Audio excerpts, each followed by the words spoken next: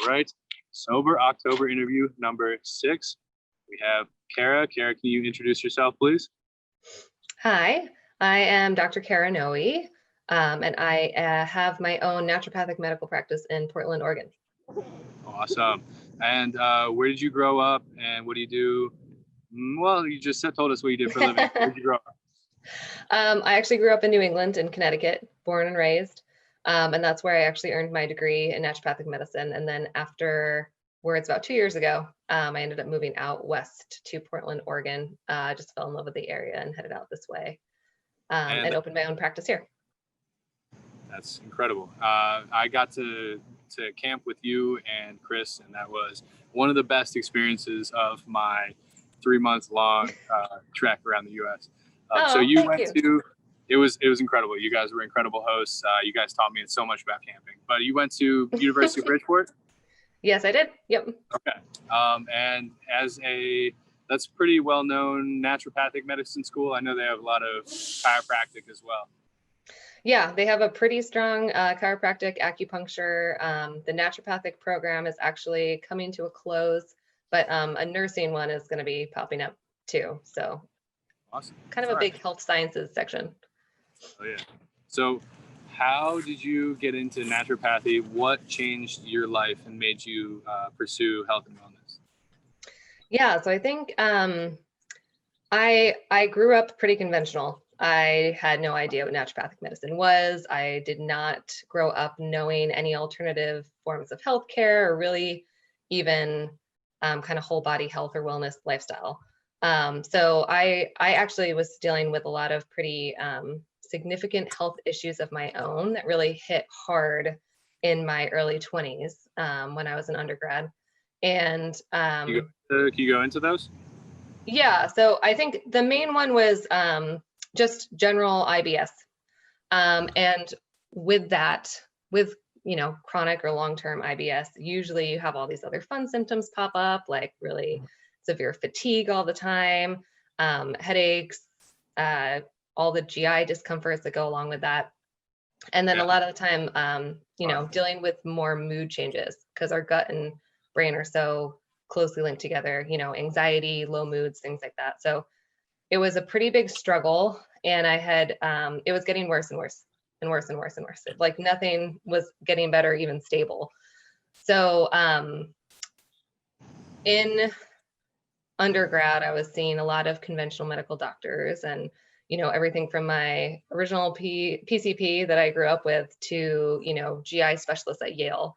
And I was getting no results with this really. So I really just kind of started Googling things and researching alternative medicine on my own. And I was finding a lot of things about, the foods that we eat could actually be contributing to how we're feeling and all of these things that I feel like seem so obvious now and is I feel like a much bigger movement in general right now anyway, that people are kind of becoming more aware of this stuff. But kind of just figuring it out on my own through Google in my little small town in Connecticut. And started implementing these changes myself, saw some good improvements, but nowhere near what I would consider healed. And then I was also kind of at a crossroads with where I was going as far as a career, because I was graduating from undergrad and I had no idea what direction I wanted to go to.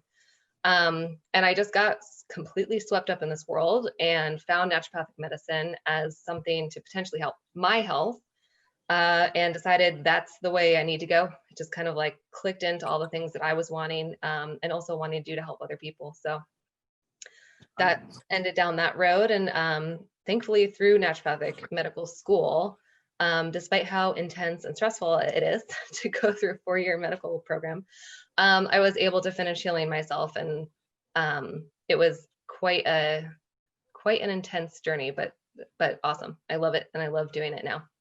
That's fantastic. So most people, we have this culture of quick fixes that is so prevalent in the US right now, like a pill or a surgery.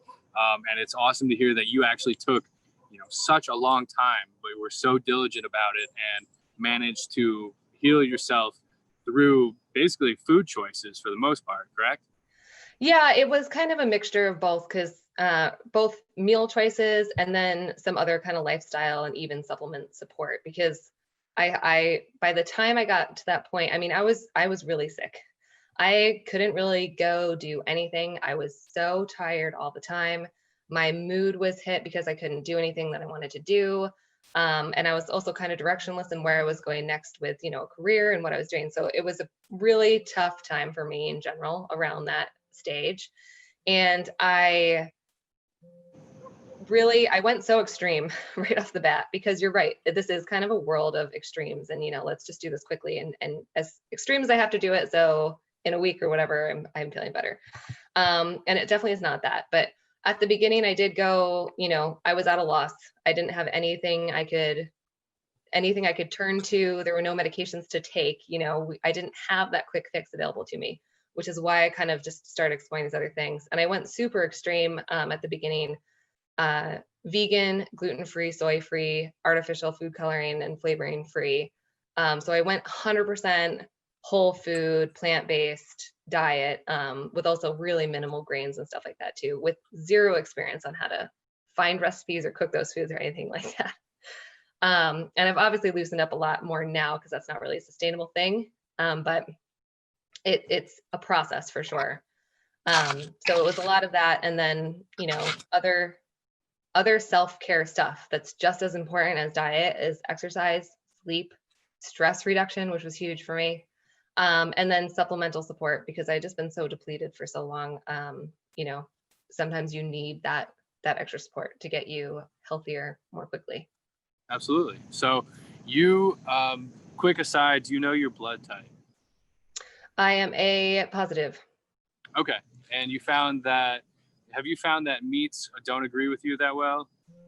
I have always been, well, I feel like I was an extreme animal lover as a child. And I had toyed with the idea of being vegetarian since as far back as I can remember, kind of on and off, on and off. I always felt a little bit better when I was off meat.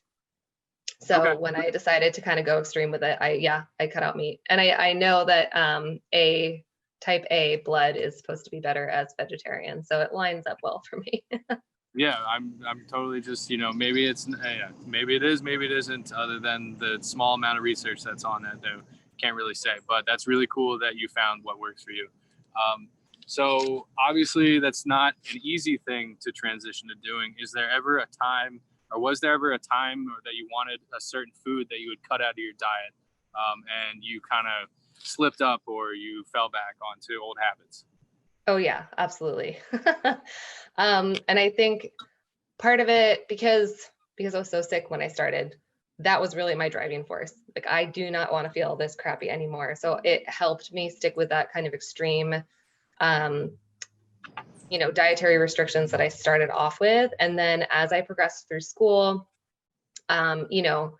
every single day, all day, from like 8 to 5, I'm in classes talking about, the importance of this nutritious food, or how, poorly we digest or handle these types of foods. So it's kind of like perfectly ingrained in me over and over again, to continue with that to a lesser extent. Although I did kind of loosen up some of the soy, some of the artificial colorings and things like that, because those didn't cause a specific issue with me. But to other people that might be an issue. But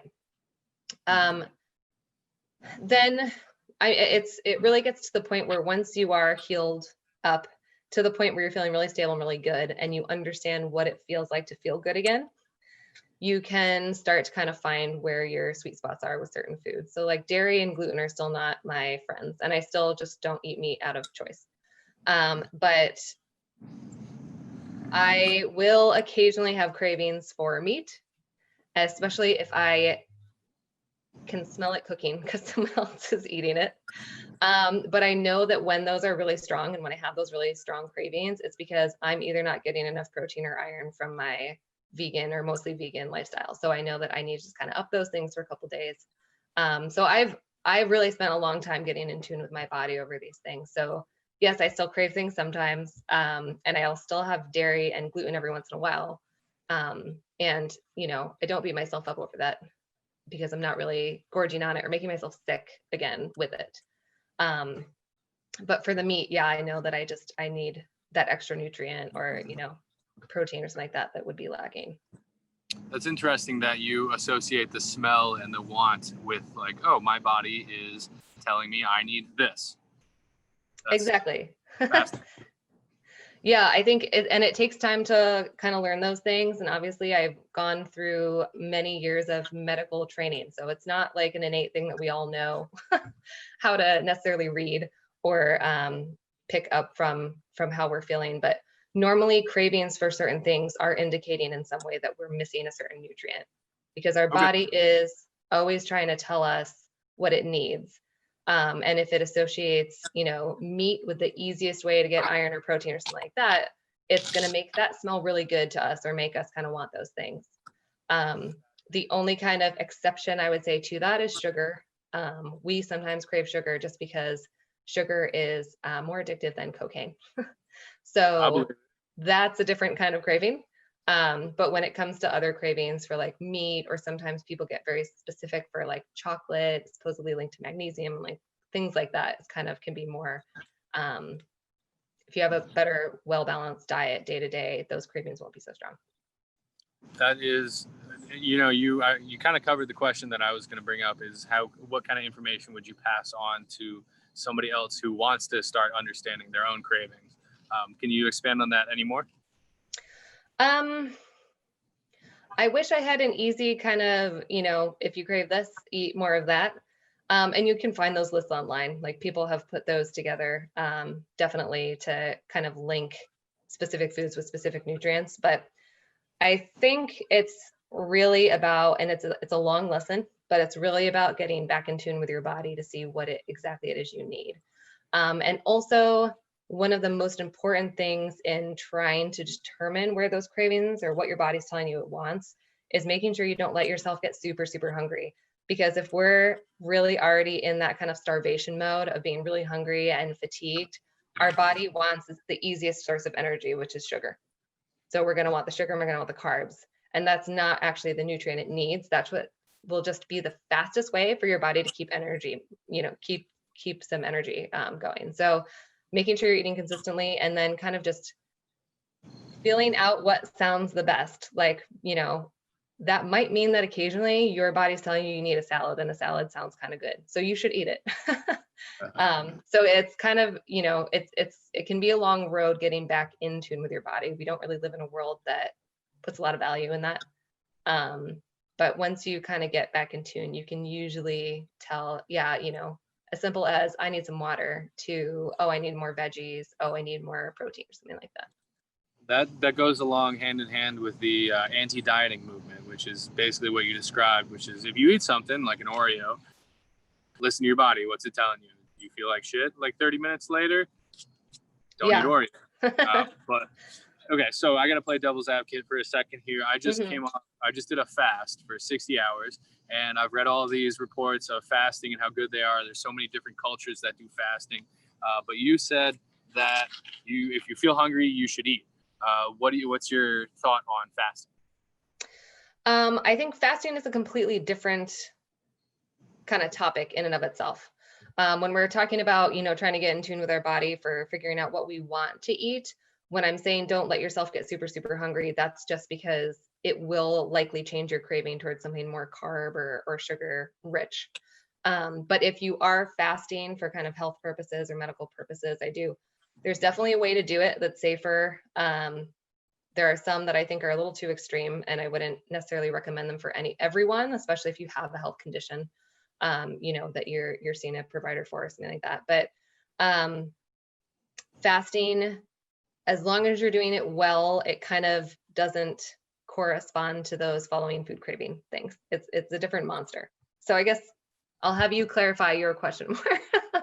No, that's pretty much exactly what I was getting after, and I think you explained it perfectly. I feel the same way. I think that it isn't quite a diet. It's a point in time that you mark and you end, and then after that, then you listen to your body say, okay, this is what I need here. This is what I need. X, Y, Z. Yeah, absolutely. Right, so let's take it in a slightly different direction. Is there anybody that any sort of naturopath or any sort of health practitioner that you follow, that you listen to, that kind of helps you build your knowledge base? Yeah, I think I'm not, I'm actually one of probably the only people on the planet at this point that don't really follow podcasts or anything like that. So I don't have like an exact, go listen to this person, it'll be great.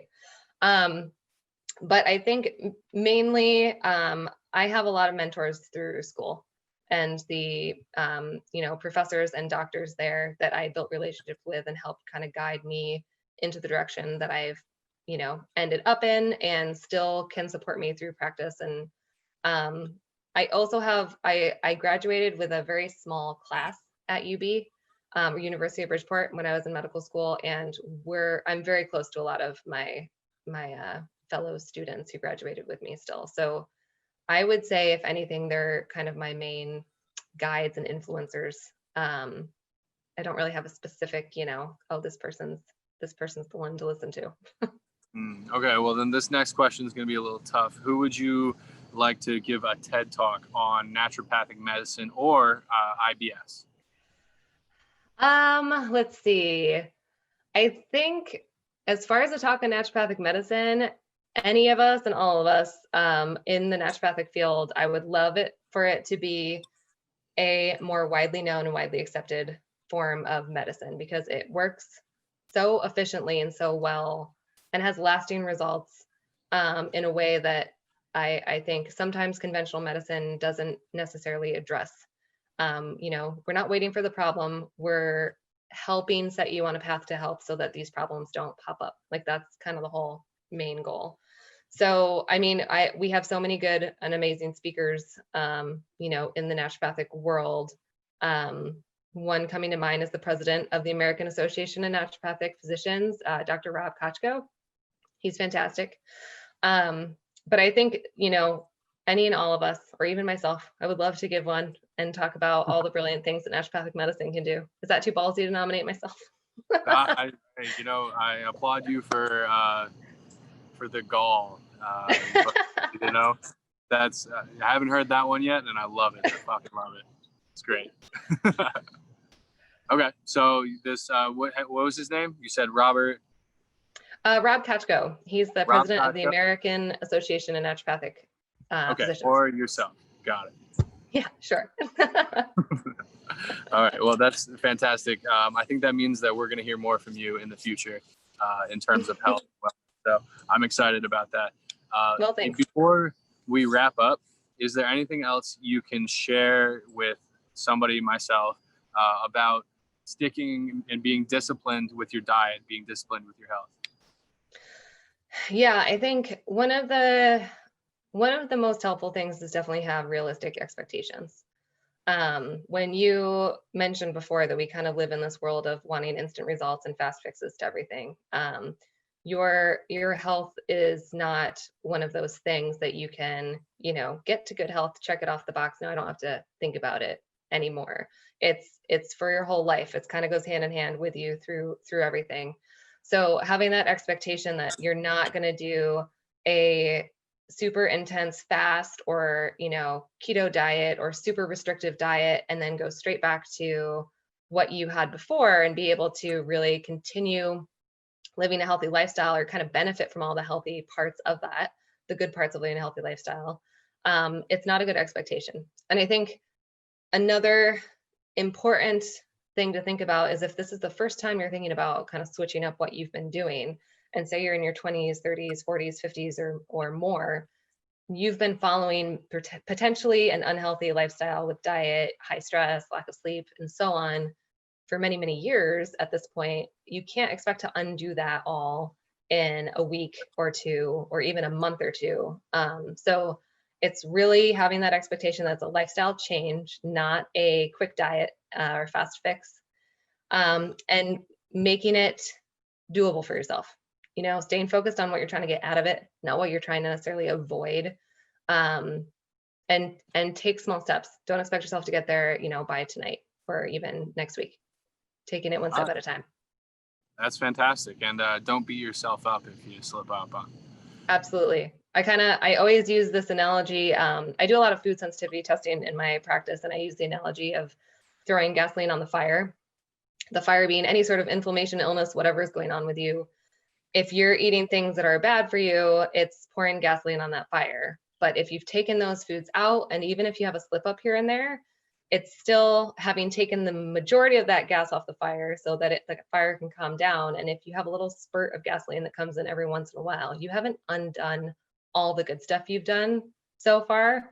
And you shouldn't let that derail you to go back to pouring all that gasoline on the fire. You know, you've still made a lot of progress up to that point. So definitely, yeah, try to leave guilt out of it. Don't beat yourself up, and keep going on that road. Focus on what you're trying to get out of it.